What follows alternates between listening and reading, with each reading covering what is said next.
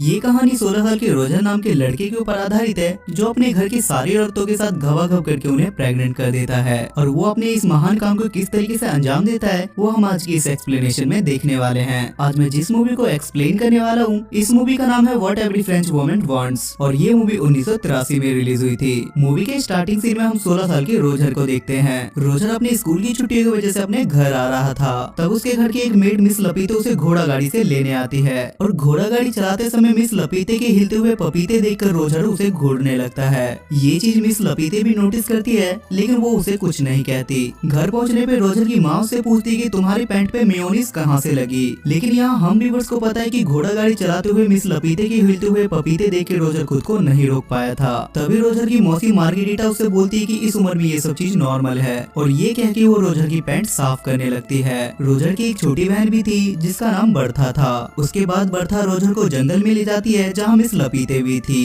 तभी लपीते रोजर के सामने ही साइड में जाके हल्की होने लगती है और ये देखकर रोजर की आंखें बाहर आ जाती है। उसके बाद रोजर को किसी की चिल्लाने की आवाजें सुनाई देती है और जब रोजर वहाँ पे देखने के लिए जाता है तो वहाँ उसे उसी के घर की एक मेड उर्सिला किसी और के साथ जंगल में मंगल करती हुई दिखाई देती है। जिसके बाद रोजर वहाँ से भाग जाता है क्योंकि उसे लगता है कि वो एक गलत दुनिया में आ गया है। उसके बाद सीन स्विच होता है और हम पूरी फैमिली को एक साथ खाना खाते हुए देखते हैं जहाँ हम व्यूअर्स को पता चलता है कि रोजर की माँ काफी ज्यादा स्ट्रिक्ट है। शाम को रोजर जब सोने की कोशिश कर रहा था तो उसे बाहर से कुछ आवाजें सुनाई देती है और जब वो कमरे से बाहर आता है तो वो देखता है कि एक नौकरानी घोड़ी बन के खड़ी है और कोई उसके पीछे से बजा रहा है। ये देखने के बाद रोजर की फटके चार हो जाती है और रोजर वापस सोने के लिए चला जाता है और बिस्तर में उसकी छोटी बहन बर्था छुपी हुई थी। तब बर्था उसे बताती है कि मिस लपीते ने मुझे बताया कि हमारी मासी मार्गेरिटा अभी भी वर्जिन है। जिस पर रोजर उसे पूछता है कि वो अभी तक वर्जिन क्यों है। जिस पर बर्था उसे बताती है कि उन्हें मर्दों से डर लगता है और इसलिए उन्होंने अभी तक शादी नहीं की है। तभी वहाँ अचानक से नैनी केट आ जाती है। केट का काम बर्था का देखभाल करना था। बर्था के वहाँ से जाने के बाद केट रोजर का ब्लैंकेट हटाती है जिस पर रोजर अचानक से डर जाता है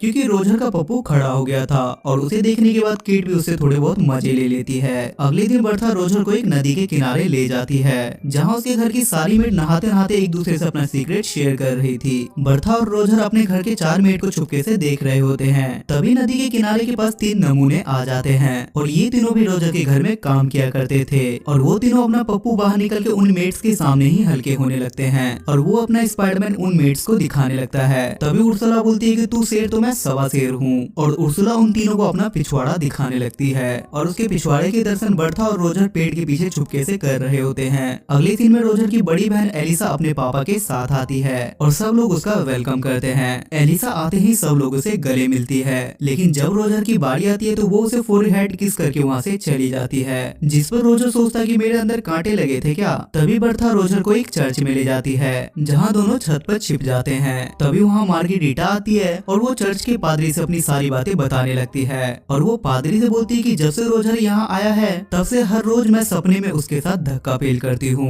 और ये सारी बातें रोजर भी सुन रहा था। ये सुनने के बाद रोजर बहुत ज्यादा खुश होता है और बहुत ज्यादा एक्साइटेड हो जाता है जिसके बाद वो पादरी के जस्ट बगल में गिर जाता है और पादरी इन दोनों को रोजर की माँ के पास ले जाता है। जिस पर रोजर की माँ पादरी से बोलती है कि आप ही बताओ कि मैं इन दोनों के साथ क्या करूं। जिस पर पादरी उसे बताते हैं कि तुम रोजर के पिछवाड़े पे मार मार के उसके बंदर के पिछवाड़े की तरह लाल कर दो तभी इसे समझ आएगा और ये काम मार्गेरिटा अपने शुद्ध हाथों से करेगी तो इसे ज्यादा मजा आएगा। तब रोजर की माँ मार्गेरिटा से बोलती है कि तुम एक हंटर लो और शुरू हो जाओ। पहले तो मार्गेरिटा ये करने से मना करती है लेकिन रोजर की माँ के फोर्स करने के बाद वो ऐसा करने लगती है और वो रोजर के पिछवाड़े पे हंटर मार मार के उसे बंदर के पिछवाड़े की तरह लाल कर देती है। रात को सोते समय रोजर को फिर से बाहर से किसी की आवाजें सुनाई देती है और जब वो अपने कमरे से बाहर निकलता है तो वो देखता है कि उसकी मेड हेलन किसी से ठुकवा रही थी और आज भी उसे बस हेलन ही दिखती है। उसके पीछे वाला बंदा बिल्कुल भी नहीं दिखता। लेकिन इस बार रोजर अकेले इस नजारे का मजा नहीं ले रहा था बल्कि मिस्टर फ्रैंक भी ये सब कुछ देख रहे थे।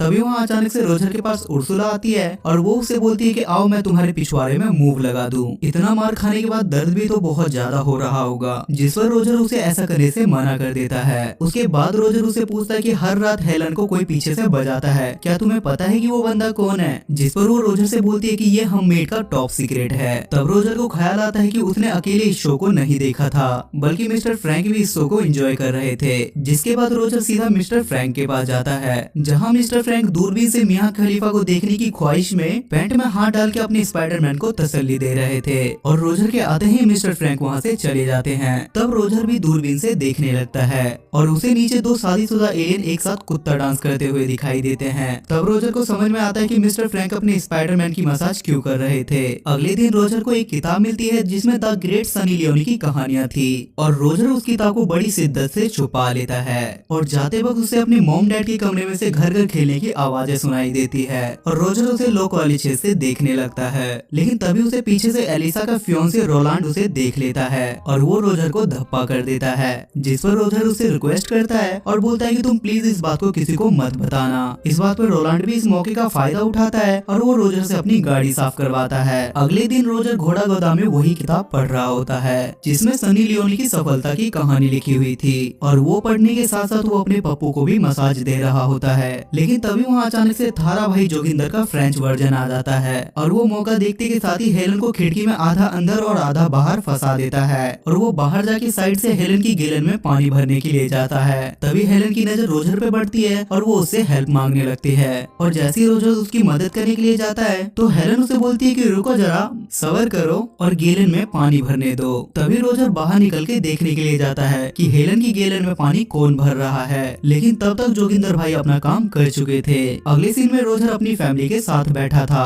जहाँ रोलांड रोजर को अपने जूते साफ करने के लिए बोलता है, लेकिन रोजर काम करने से सीधा मना कर देता है। तभी रोलांड अपनी औकात दिखाता है और वो रोजर की माँ को उसकी सारी सच्चाई बता देता है, जिस पर रोजर की माँ बोलती है कि मेरी दोनों बेटियां ठीक हैं, लेकिन पता नहीं मैंने इस इमरान हाशमी को जन्म कैसे दे दिया। जिसके बाद रोजर अपनी सनी लियोनी वाली किताब को अपनी बहन की किताब से बदल देता है और वो वहाँ से छुप के देखता है कि वो इस किताब को पढ़ेगी या नहीं। उसके बाद एलिसा उस किताब को पढ़ के ऐसा रिएक्ट करती है जैसे उसे धरती पे स्वर्ग मिल गया हो। उसके बाद रोजर किचन में जाता है जहाँ उर्सुला होती है और वो मौका दे के उर्सुला को वहीं घोड़ी बनाने लगता है, लेकिन तभी वहाँ अचानक से एक दूसरी मेड आ जाती है और रोजर वहाँ छुप जाता है। जिसके बाद रोजर सोचता है कि मेरी ही किस्मत में एल लगे हुए हैं। तभी उसके दिमाग की बत्ती जलती है और वो मिस लपीते के पीछे उसके पपीते दबाने के लिए जाता है, जिस पर मिस लपीते उसे पहले मना करती है कि ऐसा मत करो। लेकिन थोड़ी देर के बाद मिस लपीते उसे बोलती है कि रोजर मेरे बच्चे जितना बजाना है तुम बजाओ। लेकिन वहाँ रोजर की नोबिता वाली किस्मत चमक जाती है और बाहर कोई जर्मनी और फ्रांस के बीच में जंग का ऐलान कर देता है और सबको पता चलता है कि जर्मनी ने फ्रांस से जंग का ऐलान कर दिया है। अगले दिन सब लोग युद्ध में जाने की खुशी मना रहे होते हैं, लेकिन रोजर की हालत ऐसी होती है जैसे उसने ढिंडोरा की लॉटरी जीत ली हो। लेकिन फ्रांस में एक नियम था कि वार में जाने से पहले वो सब लोग अपनी बीवी को टीवी के सामने घोड़ी बनाएंगे, जिसके बाद रात में सब लोग अपनी बीवी को जंगल में ले जाके उसकी बचाने लगते हैं। जिस पर रोजर सोचता है कि ये बस आज रात की चाहनी है और इसके बाद तो इनकी पिक्चर मैं ही बनाऊंगा।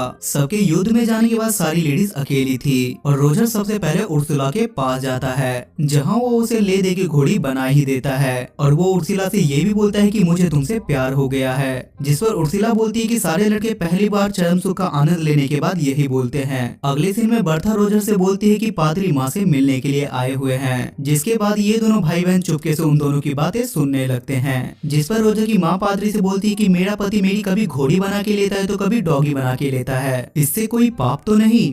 जिस पर पादरी बोलता है कि नहीं, वो तुम्हारा पति है, वो तुम्हारी घोड़ी बना के लिए या तुम्हारी डॉगी बना के लिए इसमें कोई दिक्कत नहीं है। लेकिन तभी रोजर की माँ रोजर को देख लेती है और वो बिना देर किए बाहर आ जाती है। अगले दिन बर्था की नैनी केट हमें दिखाई जाती है और वो नदी किनारे बैठ के अपनी जुल्फे सवार रही थी, लेकिन तभी वहाँ रोजर भी आ जाता है और वो पानी में जंगली सुअर की तरह तैरने लगता है। पहले तो रोजर केट से मजे लेता है, लेकिन जैसे ही वो देखता है कि वो भी राजी है तो वो मौके पे चौका मार देता है और वो दोनों वहीं पे घबाघब करने लगते हैं। अब रोजर पूरी तरीके से अल्टीमेट हरामी बन चुका था, जिसमें रोजर सोचता है कि अब सारी औरतों का मटका मैं ही फोड़ूंगा। और अगले दिन रोजर का बाप छुट्टी लेके वहाँ आ जाता है और रोजर देखता है कि मार्गरेटा और केट उसके माँ बाप को घर घर खेलते हुए देख रहे हैं, जिस पर रोजर उनसे बोलता है कि तुमसे ना हो पाएगा और ये बोल के वो वहाँ से घर में चला जाता है। ये देखकर उसके माँ बाप हैरान हो जाते हैं और रोजर को वहाँ से भगाने लगते हैं। जिसके बाद मार्गरेटा अपने कमरे में सोने के लिए चली जाती है, लेकिन रोजर उसके कमरे में उसे धप्पा कर देता है और उससे पूछता है कि क्या तुम अभी तक वर्जिन हो, तो आओ मैं तुम्हारा गेम बजा देता हूँ। जिसके बाद वो दोनों घबाघब करने लगते हैं। उसके बाद हम फिर से हेलन को देखते हैं जो चाय नाश्ता लेके आ रही थी, लेकिन इस बार युद्ध में जाने की वजह से उसकी बजाने वाला कोई नहीं था। तभी वो रोजर के कमरे में जाती है और रोजर उसे पीछे से पकड़ लेता है और वो उसे घोड़ी बना देता है। अगले दिन रोजर एलिसा के पास जाता है जहाँ वो घोड़ों को घास खिला रही थी, जिस पर रोजर उसे बोलता है कि आज मैं तेरी भी पिक्चर बनाऊंगा। पहले तो एलिसा उसे ऐसे करने से मना करती है, लेकिन थोड़ी देर बाद बोलती है कि हाँ मेरी पिक्चर बनाओ और हाँ पिक्चर में मुझे घोड़ी का रोल देना। जिसके बाद रोजर उसे भी घोड़ी बना देता है। अब रोजर सारी औरतों के बीच पॉपुलर हो गया था और सारी औरतें बारी बारी उसके पास काम 25 करवाने के लिए आती थी। दिन बीतते जाते हैं और ये सिलसिला चलता रहता है। एक दिन एलिसा रोजर से बोलती है कि मैं प्रेग्नेंट हूँ। तभी रोजर देखता है कि रोलैंड भी वापस आ गया है क्योंकि अब युद्ध खत्म हो चुका था। उर्सुला और मार्गरीटा भी उसे बोलती है कि मैं भी प्रेग्नेंट हूँ और ये सुनने के बाद रोजर के पैरों तले जमीन खिसक जाती है क्योंकि अगर उसके मॉम डैड को ये बात पता चली तो उसके मॉम डैड उसे नंगा करके सारी जगह घुमाएंगे। तभी रोजर उर्सुला से बोलता है कि एक नेल पॉलिश लेके आओ और वो उस नेल पॉलिश को एलिसा के बेड पे लगा देता है और बोलता है कि तुम कुछ भी करके रोलैंड के साथ घवाघव कर लेना, जिससे रोलैंड को लगे कि एलिसा अभी भी वर्जिन है। उसके बाद वो अपनी मासी से बोलता है कि आप फ्रैंक से शादी कर लो, वो आपको बहुत ज्यादा पसंद करता है और ये सुनने के बाद वो दोनों शादी के लिए मान जाते हैं। उसके बाद रोजर उर्सुला के पास जाता है और उसे शादी के लिए प्रपोज करता है, लेकिन उर्सुला उसे मना कर देती है क्योंकि वो पहले से किसी और को पसंद करती थी। उसके बाद तीनों औरतों की शादी हो जाती है और रोजर के कांड के बारे में किसी को कान कौन खबर नहीं होती और उसी रात रोजर फिर से हेलन के साथ घवाघव करता है और अगले दिन हेलन उसे बताती है कि मैं भी प्रेग्नेंट हूँ। लेकिन अब रोजर की स्कूल की छुट्टियां खत्म हो चुकी थी, इसलिए वो उससे बोलता है कि मैं तुम्हारे लिए भी एक अच्छा सा पति ढूंढ लूंगा। जिसपे हेलन बोलती है कि तुम इसकी टेंशन मत लो क्योंकि मैंने सब लोगों के साथ घवाघव किया है और मैं इस पे किसी का भी नाम लगा सकती हूँ। उसके बाद रोजर अपने पापा के साथ खुशी खुशी वहाँ से चला जाता है और ये मूवी यहाँ खत्म हो जाती है।